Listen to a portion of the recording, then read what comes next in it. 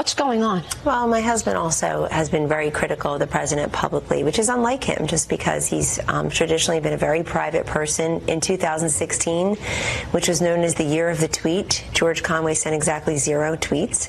So this is new. And what also is new is not supporting the agenda of the president and my work there, because when George took himself out of contention for a top job in the Department of Justice almost 2 years ago now, he put out a public statement that many in the media refuse to cover now, which is that we've decided as a family it's not the right time for both of us to have big jobs in the federal government, that he'll stay in the private sector, but that he still supports the president, the work of the administration, and of course his, quote, wonderful wife. So I think in their descriptions of me, what George Conway said and what Donald Trump said are the same.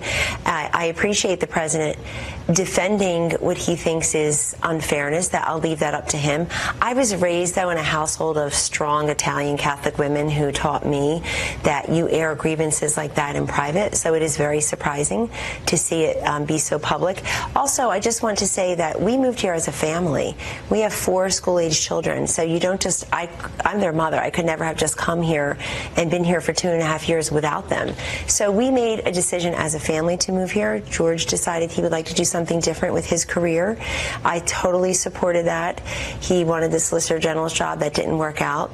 Then he was nominated or offered the job at the Justice Department. I've always encouraged him to go I think he'd be a fantastic judge or a law professor. And you know the firm that George works at, the highly compensated partners there.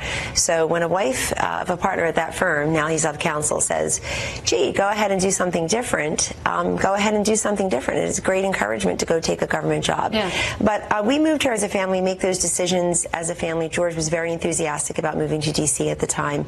But I don't talk much about this publicly because my first duty is and will always be the protection of these 4 school-age children. Of course. So I prefer not to address it. And if that means people are mischaracterizing me or my boss or even George's tweets, or they're cherry picking because but does your husband know that? I mean, you're saying these grievances should be discussed in private, and yet he's out tweeting. Yesterday he tweeted, "You're nuts. You are nuts," to the president. You know, he's called him lots of names over the last year. So what does your husband say when you say, George, let's leave this private and not go on Twitter? You can ask George that. But I certainly have had those conversations. Just for me, I think the media is getting into a very dangerous area, though, in discussing people's marriages, which is not what's been tweeted about.